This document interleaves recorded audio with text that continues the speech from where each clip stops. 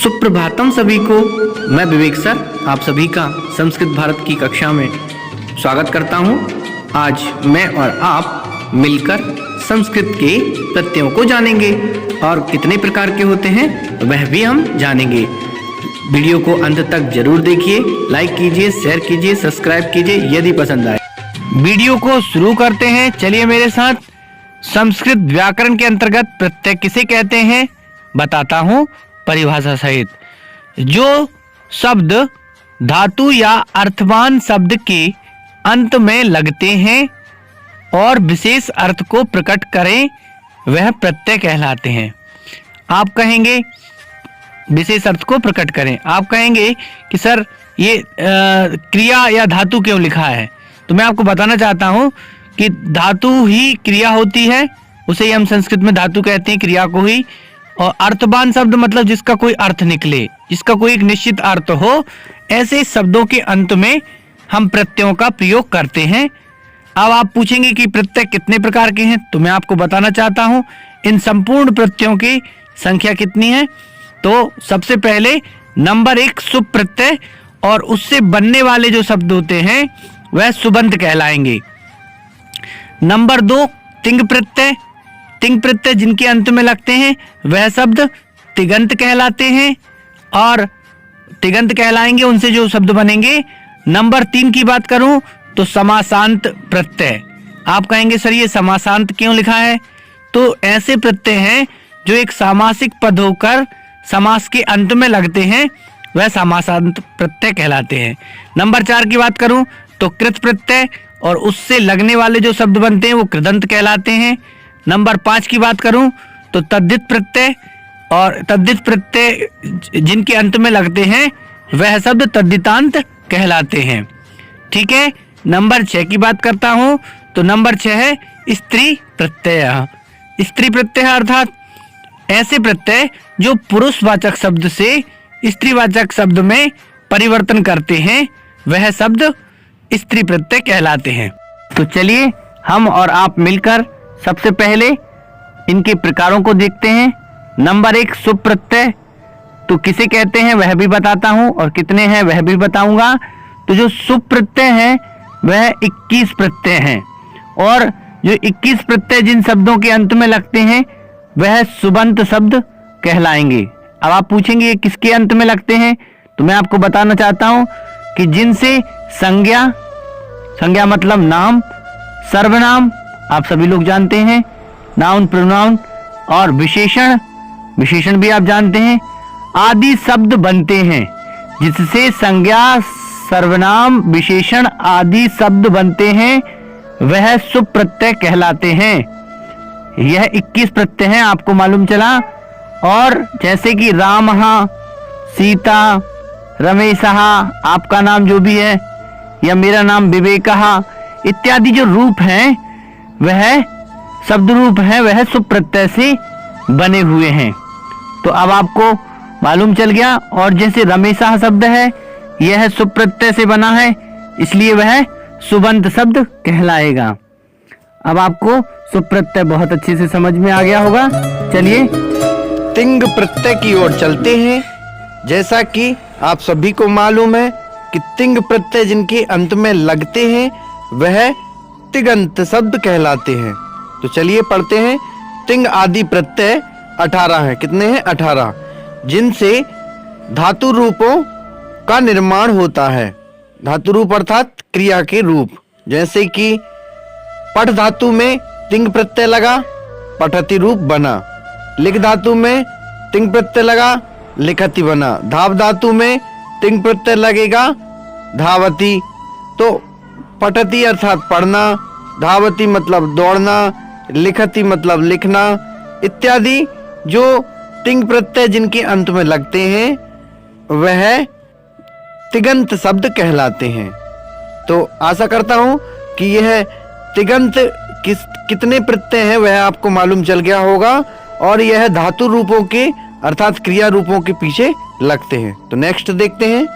चलिए तो ठीक इसी प्रकार हम समासांत को देखते हैं कि समासांत प्रत्यय कौन से हैं या किसे कहते हैं। तो आपको बताना चाहूंगा कि समास करने के बाद समस्त पद के अंत में कप या टच आदि जो प्रत्यय जुड़ते हैं वह समासांत प्रत्यय कहलाते हैं। तो समास के अंत में होने के कारण इन्हें समासांत कहा जाता है। आप सभी को पता होगा कि समास का मतलब है संक्षेप में कहना, कम शब्दों में कहना। जैसे महान है जो राजा वह महाराजा, और संस्कृत में यदि मैं इसका विग्रह करूं तो महान चासौ राज्ञः सह महाराजा। तो महान है जो राजा, सपत्नी कहा मतलब पत्नी के साथ, इसका हिंदी अर्थ होगा। तो ऐसे शब्द जब हम संपूर्ण शब्द बनाते हैं या हम सामासिक शब्द बनाते हैं तब हम समासांत प्रत्ययों का प्रयोग करते हैं। मालूम चला आपको। नेक्स्ट देखिए, कृत प्रत्यय की बात करें तो संज्ञा, सर्वनाम, विशेषण आदि शब्द बनाने के लिए धातुओं के अंत में जोड़े जाते हैं वह कृत प्रत्यय कहलाते हैं, और उनसे बने जो शब्द होते हैं वह कृदंत कहलाते हैं। जैसे पठ धातु है पढ़ने अर्थ में, और क्वतः प्रत्यय है तो पठितः ऐसा रूप हुआ जिसका मतलब हुआ पढ़ा हुआ। तो पढ़ा हुआ ये कृत प्रत्यय लगकर कृदंत शब्द बना, ये कृदंत शब्द कहलाएगा। पठितः जो समस्त शब्द है वह कृदंत शब्द कहलाएगा, क्योंकि कृत प्रत्यय अंत में लगने के कारण कृदंत कहलाएगा। कृत है अंत में जिसके वह कृदंत कहलाता है। तो आपको मालूम चला होगा इसी तरह का पठित्वा, हसित्वा या बहुत सारे रूप बनते हैं। मैं आपको बताना चाहता हूं कि यही 10th क्लास में आपके बहुत इम्पोर्टेंट है और संविदा वालों को भी बहुत इम्पोर्टेंट है। तो जो लोग प्रत्यय, इसी में से अधिकतर प्रश्न में पूछे जाते हैं किसी भी कंपटीशन एग्जाम में, इसी से ही कृत प्रत्यय के अंतर्गत ही मुख्य जो होते हैं उनकी संख्या है। मैं आपको बताना चाहता हूं कि कृत प्रत्यय के जो संख्या है वह मुख्यतः 9 है, और वह 9 ही केवल आपके एग्जाम में पूछे जाते हैं। तो इसलिए चलिए मेरे साथ आप बने रहिए, मैं आपको लास्ट तक बताऊंगा कि वह कौन कौन से हैं, या नेक्स्ट वीडियो में बताऊंगा अगर वीडियो लंबी हो गई तो चलिए, अभी आपको मालूम चला कि संज्ञा, सर्वनाम, विशेषण आदि शब्द बनाने के लिए धातुओं के अंत में जोड़े जाते हैं। पठ धातु है पढ़ने अर्थ में, लिख धातु है, इसी तरह के आप बना सकते हैं। लिखिता यानी लिखा हुआ, हसिता हंसा हुआ। ठीक इसी तरह नंबर 5 देखते हैं, तद्धित प्रत्यय। और तद्धित जिन शब्दों के अंत में लगते हैं वह तद्धितांत शब्द कहलाते हैं। तो आपको बताना चाहता हूं कि जो संज्ञा, सर्वनाम, विशेषण शब्दों में जोड़े जाते हैं, रिपीट कर रहा हूं, जो संज्ञा, सर्वनाम, विशेषण शब्दों में जोड़े जाते हैं तद्धित प्रत्यय कहलाते हैं। जैसे धन प्लस मतुप धनवान। मुझे बताने की जरूरत नहीं है, आप सभी बनना चाहते हैं, धनवान बनना चाहते हैं। तो ये जो धनवान है, लक्ष्मीवान है, पैसे या बलवान है इत्यादि जो रूप बनेंगे वह तद्धितांत प्रत्यय कहलाएंगे। तो अब आपको मालूम चला सभी को, तद्धितांत, ये जो धनवान शब्द है यह तद्धितांत शब्द कहलाएगा, और धन शब्द के पीछे जो मतुप प्रत्यय लगा है वह तद्धित प्रत्यय कहलाएगा। तो इसी तरह के कुछ प्रत्यय होते हैं, वो भी मैं आपको बताता हूँ। चलिए आगे देखते हैं, स्त्री प्रत्यय की ओर चलते हैं। तो स्त्री प्रत्यय किसे कहते हैं वह मैं आपको बताता हूँ कि जो पुरुषवाचक शब्दों के अंत में लगकर स्त्रीवाचक शब्दों को बनाते हैं।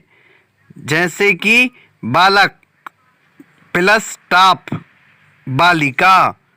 इसी तरह नर कोई प्रत्यय लगेगा, नारी, कुमार, कुमारी। इसी तरह के जो रूप बनते जाते हैं वह सब स्त्री प्रत्यय से ही बनते हैं।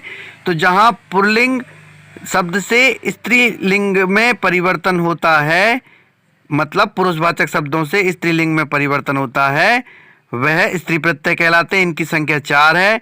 तद्धित प्रत्ययों की संख्या 5 है। कृदंत जो हैं या कृत प्रत्यय हैं उनकी संख्या 9 है मुख्यतः। और समासांत मैं आपको बाद में बताऊंगा, ये अधिकतर नहीं पूछा जाता है कंपटीशन एग्जाम में, इसलिए मैं इसकी चर्चा नहीं करना चाहता। पर आप याद रखिए कि कप और टच इत्यादि समासांत प्रत्यय हैं। और तिगंत प्रत्यय हैं, ये भी पूछे जाते हैं। तो 18 ये प्रत्यय हैं, ये काफ़ी कंपटीशन में पूछे जाते हैं। और शुभ प्रत्यय 21 प्रत्यय हैं।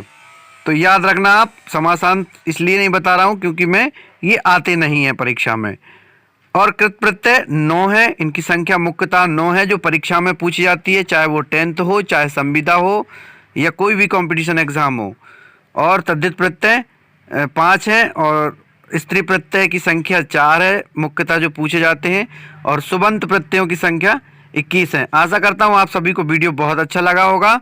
तो चलिए इसी तरह अब हम आगे चलते हैं कि इनसे समासों से लगने वाले जो शब्द बनते हैं वो कैसे बनते हैं और उनके विषय में भी हम चर्चा करेंगे। तो मिलते हैं हम, ये आप सभी अपनी कॉपी में लिख के मुझे भेज दीजिएगा।